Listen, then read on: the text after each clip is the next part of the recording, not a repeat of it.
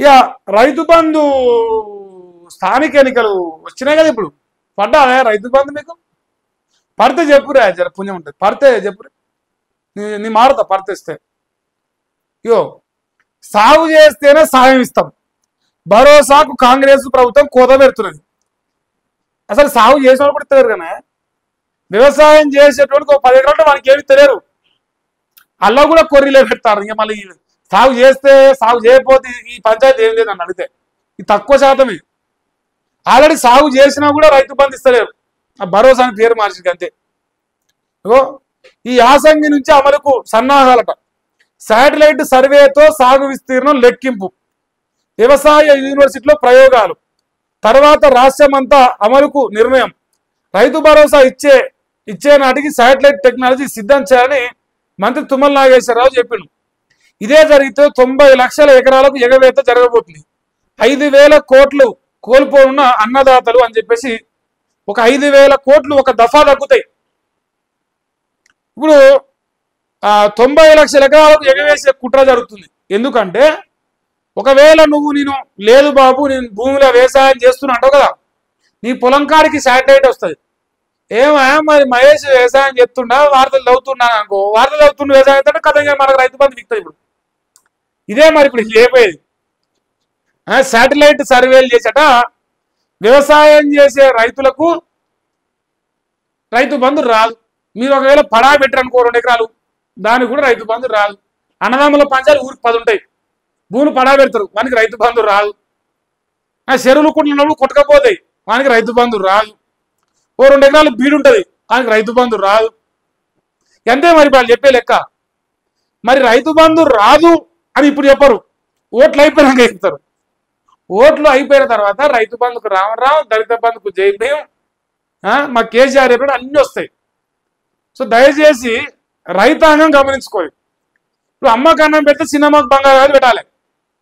ఈ రాష్ట్రంలో రైతు బంధు 2 సార్లు ఎక్కువచ్చినోడు, రుణమాఫీ ఎక్కువచ్చినోడు, ఈ రాష్ట్ర రైతాంగాన్ని నిండా ముంచి పంట కొనకుండా వర్షంలో వరదపాలు చేసినోడు, ఇలాంటి దరిద్రుల్ని ఏ రకంగా మనం క్షమించాలన్నది ఆలోచన చేసుకోవాలి. ఏ ఊర్లలో ఇప్పుడు ఓట్లకు పైసలు దండిగా పంచుతారు, ఆ పైసలు తీసుకొని ఓటు వేస్తారా? పైసలు తీసుకున్నా సరే న్యాయంగా మీకు న్యాయం చేసుకునే రకంగా ఓట్లు వేసుకొని కాంగ్రెస్ పార్టీకి ఏమన్నా బుద్ధి చెప్తారా? ఇది మీ చేతిలో ఉంది నిర్ణయం.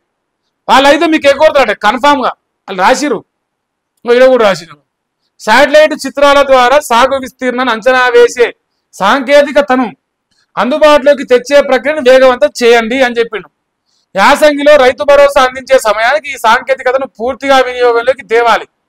తద్వారా సాగు విస్తీర్ణం ప్రకారం రైతు భరోసా నిధులు జమ చేయడం సులభం అవుతుంది. ఈజీ అవుతుంది. అప్పుడు ఎవరికి తీయాలి, ఎవరికి వేయాలి, ఎవరికి తీస్తే ఎంత లాభం, ఎవరికి వేస్తే ఎంత లాభం, ఇవన్నిటిపైన మనకు క్లారిటీ వస్తుందని చెప్పేసి పాపం తుమ్మల నాగేశ్వరరావు తాతాలాడుతున్నట్టు మరి ఆయన చెప్పినట. ఇది బుధవారం నాటి సమీక్షలో వ్యవసాయ శాఖ మంత్రి తుమ్మల నాగేశ్వరరావు చెప్పినట్టు అన్ని శాటిలైట్ వ్యవస్థను ఏర్పాటు చేసి వని భూమి ఎంత వండుతుంది, పుసుక్కున నీకో 4 గింజలు ఎక్కువ అని అనుకో, అట్ట కూడా రైతు బంధు కట్ చేస్తారేమో. మరి కేసీఆర్ గుట్టలకు పుట్టలకు ఎత్తునంటారు. మీరు వ్యవసాయం చేసేవానికి అని చెప్పేసి అలా ఎన్ని కుట్రలు చేస్తారో, ఎన్ని లంగాపాలు చేస్తారో. మీరు రైతు బంధు వేయలేక అది ఇస్తానికి శతకాకి అన్ని కథలు, ఇచ్చే దమ్ము నునికి అన్ని ఎందుక, ఇచ్చే దమ్ము లేకనే కదా అన్ని. కేసీఆర్ ఆయన పరిపాలించిన రోజులు ఎన్ని లంగా పనులు చేసినా రైతు బంధు అయితే ఆపలే, కరోనా వచ్చినా కూడా ఆపలే. ఈ కిరాతకుడేమో గిన్ని కథలు పడతాడు, గిన్ని రామాయణాలు, గిన్ని కథలు, గిన్ని వేషాలు, అట్ట కూడా 2 సార్లు పెట్టి మళ్ళీ ఇప్పటికి ఇప్పుడు వచ్చేదాంట్లో తగ్గిస్తానని 5,000 కోట్లు ఎక్కువడానికి ఈ శాటిలైట్ వ్యవస్థ అంటుంది. ఈ ముచ్చట ఇప్పుడు ఈ 3 పేపర్ రాదు, చచ్చినా కూడా రాదు, చచ్చి బొందల పడ్డా కూడా ఆ వార్త రాదు. అవి నిజమైన జర్నలిస్టులు వాళ్ళు పత్తిత్తులు పడాలి అందరూ. నెక్స్ట్ ఇగో తీరు మారకుంటే నాన్ అవైలబుల్ వారెంట్ మన హైడ్రా రంగనాథ్కి. అటుపోతే సీఎం ఇలాకాలో రైతు ఆత్మహత్య చేసుకున్నట, ఆ భూ సమస్య పరిష్కరించాలని చెప్పేసి కలెక్టరేట్ విఫలయత్నం నిన్న చూసినాం. వికారాబాద్ జిల్లాలో కలెక్టరేట్ కాడ పోయి సస్తాను వేయండు రైతు. బీసీలకు కాంగ్రెస్ సర్కార్ అన్యాయం చేయడాన్ని నిరసిస్తూ బుధవారం గన్ పార్క్ అమరవీరుల స్థూపం వద్ద నిరసన చేపట్టిన శ్రీనివాస్ గౌడ్, జైపాల్ యాదవ్ బీసీ నేతలు. ఈయనదే ఆయనదే ఎవరు నాయనదేనా? బీసీ కమిషన్ రిపోర్ట్ ఇవ్వండి, ప్రభుత్వానికి హైకోర్టు నోటీసులు ఇచ్చింది. మహమూదుపట్నం ఎన్నిక నిలిపివేసారు, తొలి దశ పంచాయతీకి నామినేషన్లు షురూ చేసారు. ఇప్పుడు ఈ నామినేషన్లో రిజర్వేషన్ తారుమారులై స్టే వచ్చింది. మహబూబ్ నగర్లో 6 ఓటర్లు ఉన్న ఎస్టీ సామాన్య ఓట్లకు 4 రిజర్వేషన్లు 4 ఇచ్చారు, ఉన్న 2 మిగతా వాళ్ళకు 6 పోస్టులు ఉంటాయి. 3 వార్డు నెంబర్లు, ఒక సర్పంచ్, అన్ని ఎస్టీకే పోయింది ఉన్న 6 ఓట్లకు. మళ్ళీ ఇదంతా అన్ని తప్పుల తడకలు.